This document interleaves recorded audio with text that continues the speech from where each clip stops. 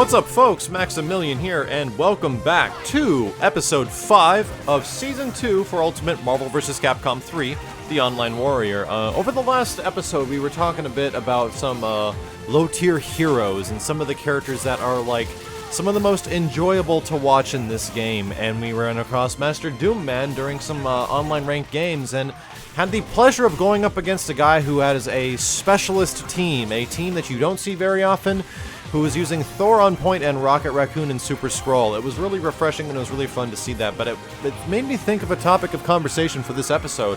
Because I've been really wanting to get into using other characters, especially like a super low tier character like Chun-Li or something like that, and just making her effective.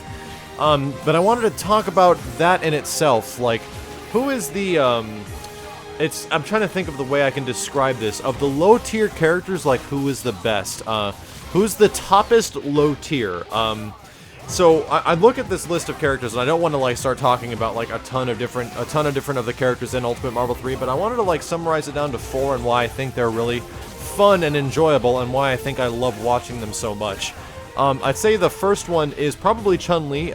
You have not seen anything of Chun-Li in this game at all since Vanilla Marvel 3 first came out, and everyone thought Chun was really good with her assist, you know, and her level 3 X Factor, and then all of a sudden it was quickly discovered that she was not very good, and especially in the Vanilla Marvel 3, she was very difficult to use. They improved her a little bit by giving her OTG toe tap into I think it's the EX spinning bird kick. Stuff along that nature, but however, she's still very difficult to use, but she can be effective.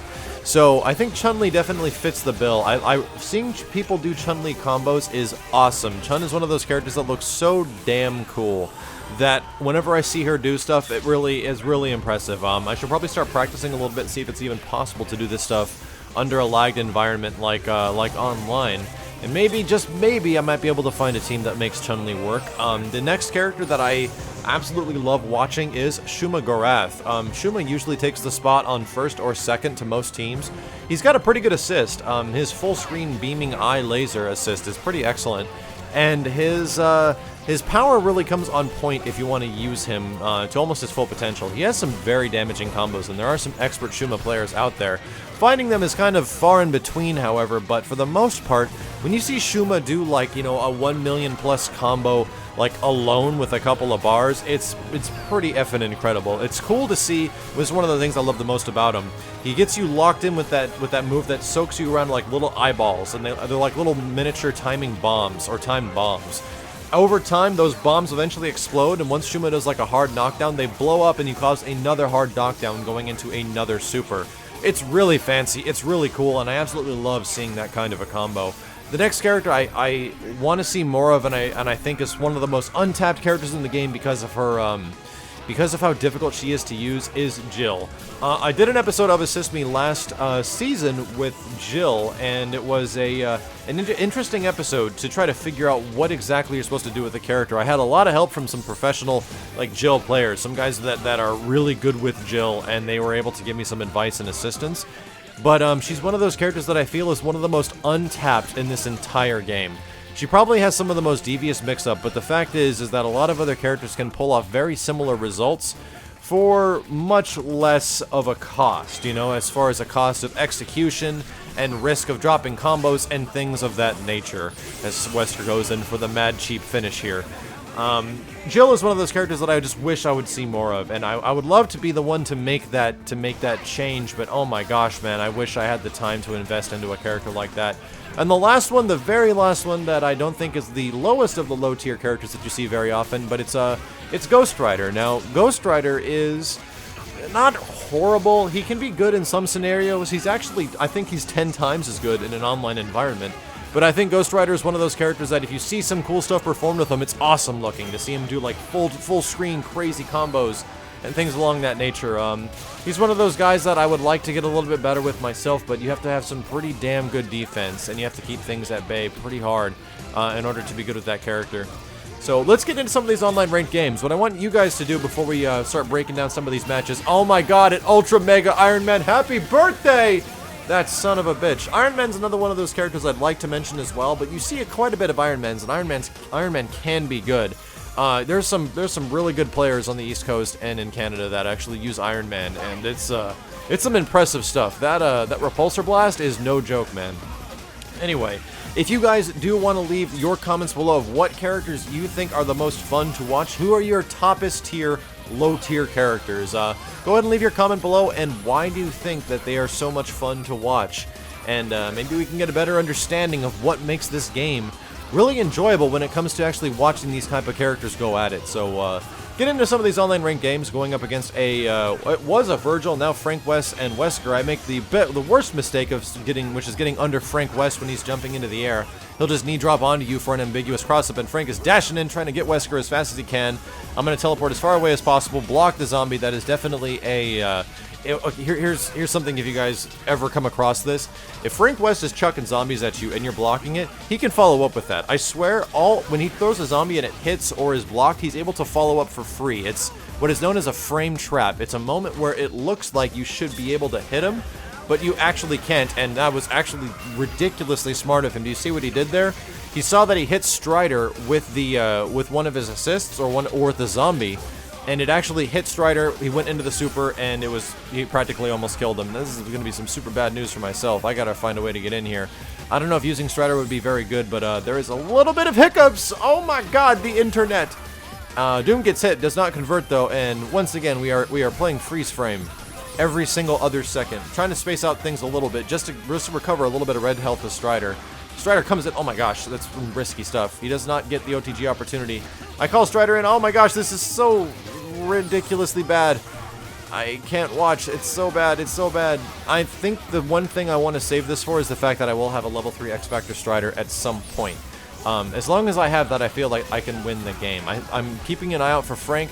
He's doing some pretty good damage with his assist, and did Strider get hit there? Did he get hit? No, he didn't. Wesker did block the foot dive, though. Even though we're stopping every 3 seconds, this is the nature of playing online. This is the stuff you have to be ready for, and I missed the OTG. What the holy bobcat? Strider comes in, teleports, dashes to the other side, and if I can possibly get a hit in the air, that's where Strider can get... Oh! Did I hit a button? Nope. It was a projectile, that's why it didn't work. Wesker's counter only works against physical attacks, and we get Frank in a quick combo here. That should just about do it. Into Graham, into many a kitty cat, and Strider Hiryu takes the game. Thank you very much, dude. So let's move on to our next fight, going up against a Nemesis, a Chun-Li, and a Strider team. So this is an interesting one. I'm not too sure what to do with Wesker against a Strider assist except just block it. Doom has the greatest, like we were saying last time, one of the greatest counters for the Vajra assist, which is doing a Sphere Flame, and it almost kills Strider completely. Teleport to the other side, get a jumping special, and go for the mix-up in here, and actually, wow, maybe Nemesis Giant Hitbox might actually be able to avoid the Vajra mix-up. I wouldn't be surprised. That's actually kind of interesting. Might want to go into training mode to see if that's even possible.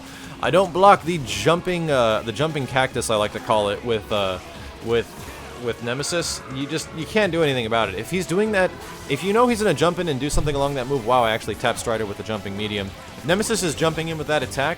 The best thing you can do is jump back against him, because if he jumps in and does it, you're gonna get hit and he's gonna go into a combo. But if you get hit in the air, it's gonna be harder for him to follow up.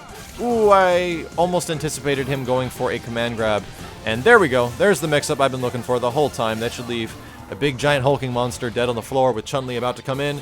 And Chun, like we were saying, is one of those characters that you would just like to see more of. Oh my gosh, converting off that combo. Toe tap into, I think he meant to go into, perhaps he meant to go into the spinning bird kick, but no. Foot dive soaks all that BS up and goes straight down, lifts her back up. Gonna go into some finger lasers, or I think I might actually try to go for one more converted combo. Actually, ooh, this is the different mentality I'm having with this team now. I recognize the problem, blow X Factor immediately, and take care of the issue of his team, which is essentially Strider. And I think through this result, yeah, it leads to a win. So this is the different mentality I'm taking with this team, as I've been explaining over the past few games, is that don't give the other person a chance to do anything with level 3 X Factor. Get Strider in there, whether you have level 1, level 2, or 3 are in this event. It was level 1 or level 2. You just want to get him in there to stop your opponent from doing something, from doing anything that would keep them from, or that would enable them to get like a comeback victory against you. Deadpool getting countered for the TAC right at the start. Trying to get a little bit of a Strider mix-up, and this should most likely do it. Do I go for the full combo? No, I actually tag in. Oh, he's running Phoenix. I didn't even realize. Oh my gosh. He doesn't fall for it low for some reason. You got to be way more defensive with Phoenix with that. And for you guys that might actually be using Phoenix, in some situations like that, to save her life, it's actually probably worth it in some scenarios just to use her invincible super and then DHC. You can go back to your game plan, build meter, just as long as she doesn't die. That's what you don't want to happen the most. Ryu goes in for a jumping Shinko Hadouken and takes out, oh my god, Strider's on the ground. Strider's taking about 50% health. He has nothing to convert with from X Factor, so it's okay. We're gonna be fine. I'm just gonna sit up here, go full screen and chuck some finger lasers. We're gonna be fine, and I'm gonna need a grenade. It's alright. Chuck some finger lasers, chuck some plasma beams. He's not blocking this stuff, so that's probably a good thing. Strider totally misses the Vajra assist, but a couple of light attacks. And here we go, here comes the plan. Go straight into X Factor.